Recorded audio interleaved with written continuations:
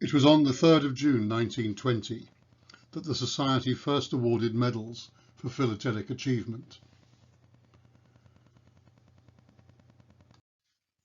However, it was much earlier, in April 1904, that Mr. Gordon Smith moved a resolution on the presentation of medals.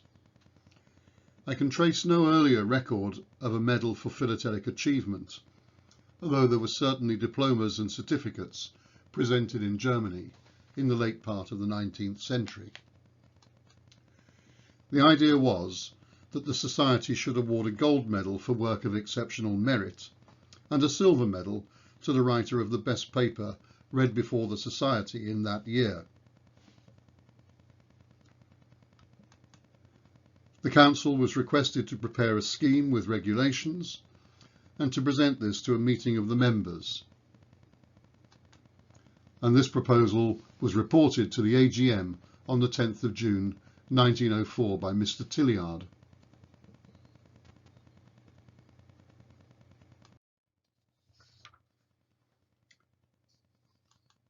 Then, on 6 February 1905, the Berlin Philatelic Club proposed a medal in honour of Judge Karl Lindenberg for outstanding achievements in philatelic research and literature.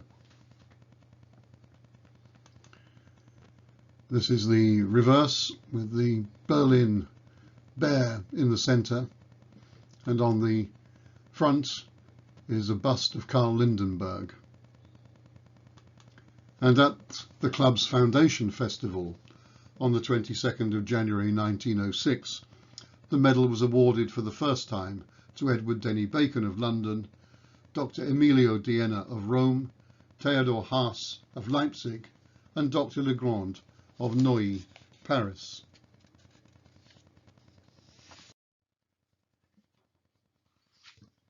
It wasn't until 1914 that the Royal finally approved the introduction of medals for meritorious philatelic work. Baron Eric Lyon Huford proposed a committee to consider the entire project of granting medals by the Society.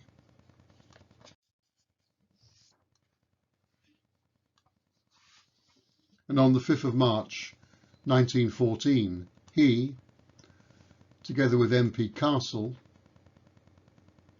Edward Denny Bacon, Leslie Hausberg, and Herbert Oldfield, reported with proposals and rules.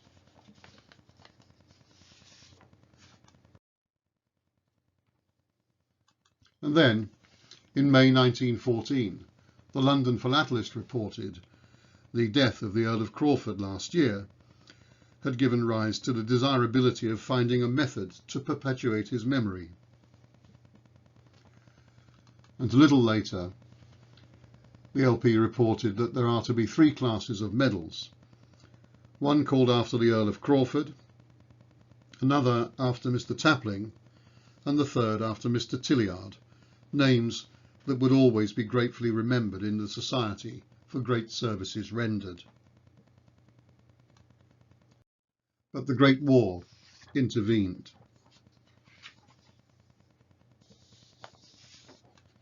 And it wasn't until February 1920 that it was reported that in order to secure a consensus of opinion, the Council had decided to invite members of the Society to make suggestions for the design, which could be their own work or that of anyone they might select. No designs could be sent in except by a member of the Society.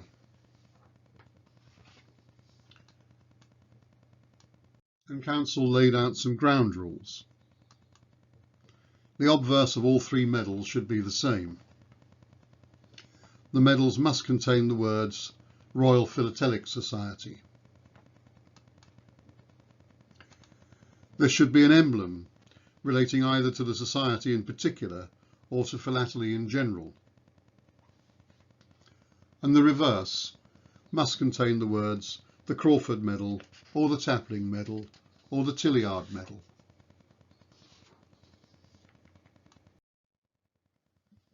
It should also provide sufficient space in the centre for the name of the recipient and the date. It should be about 2 inches, 5 centimetres in diameter, and all 3 medals should have the same design except for the name of the award.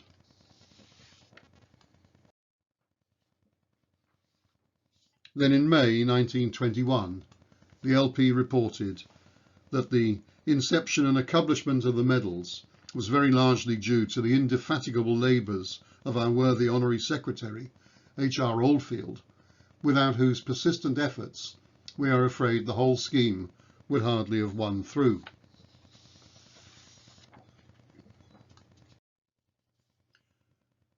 The medals were the work of Mr. Cecil Thomas, a young sculptor who had served in the Great War and was now aged 35. He'd recently taken a lease on Dora House in the Old Brompton Road in South Kensington, a property which today is the home of the Royal British Society of Sculptors.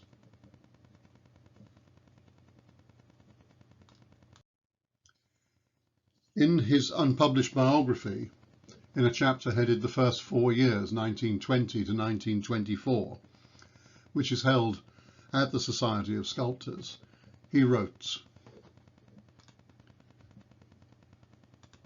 "I decided to have an exhibition and invite everyone I knew to come and see my studio and my work. One friend introduced the Royal Philatelic Society, who wanted 3 portrait medals of well-known philatelists. He went on to write, 1. Lord Crawford, with his finely drawn features and flowing hair and beard, made an ideal subject for a medal design.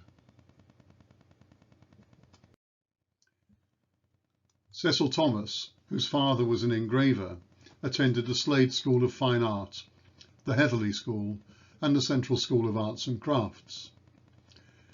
In 1912, he'd been successful in gaining the commission for the Oxford Millenary Medal, and later in life he created the effigy of Bishop Talbot, which is in Southwark Cathedral.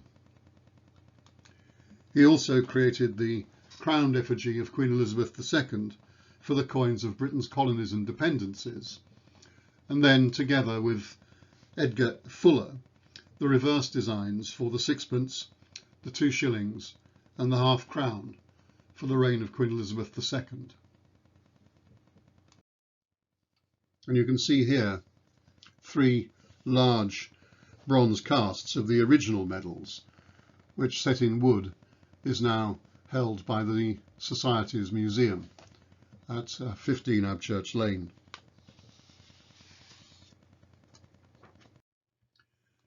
The medals were to be known as the Crawford Medal, and here you can see the reverse, which is common to all 3 of the medals, and it's headed the Royal Philatelic Society, London, founded April 10, 1869, Utile Dulci. Utile Dulci, the useful with the pleasurable, and it refers to the utility of the postage stamp and the pleasure to be found in collecting them. The motto is taken from a seal presented by H.A. Joannis, who was Secretary and Treasurer of the Society, in a letter that he wrote on the 25th of September 1875, and in the letter he refers to a die for heading letters.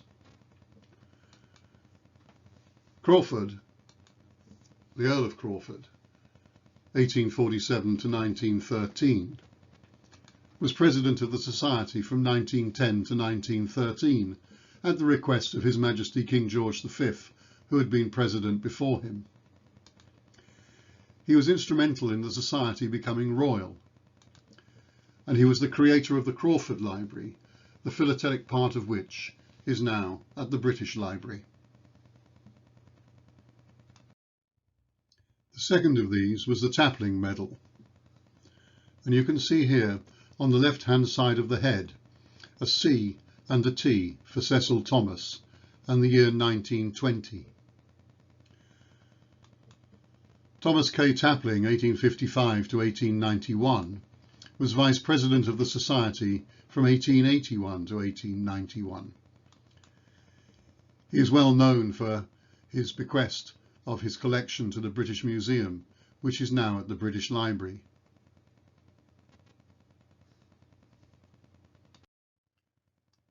And the Tilleard Medal, again with the monogram to the right of the bust.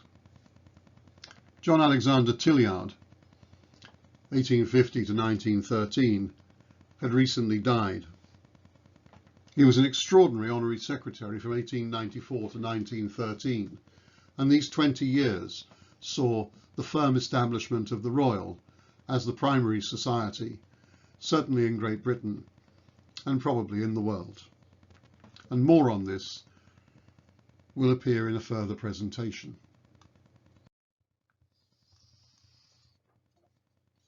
So on the 3rd of June 1920, the London Philatelist reported that the following awards have been made by Council for the present year.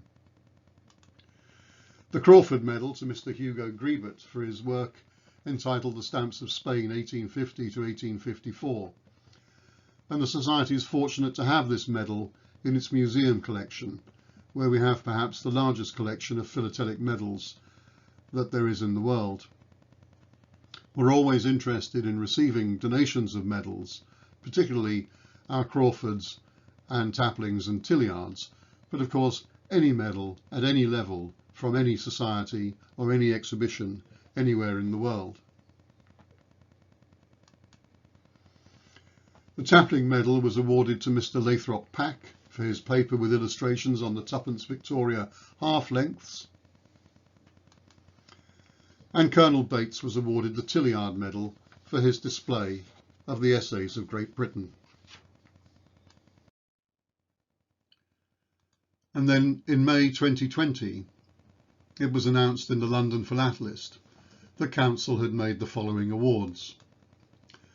The Crawford Medal for the most valuable and original contribution to the study and knowledge of philately, published in book form, to James P. Goff for the postal history of the Universal Postal Union, the postal card worldwide, 1869 to 1974, a book which can still be ordered through the Society's website for delivery by post.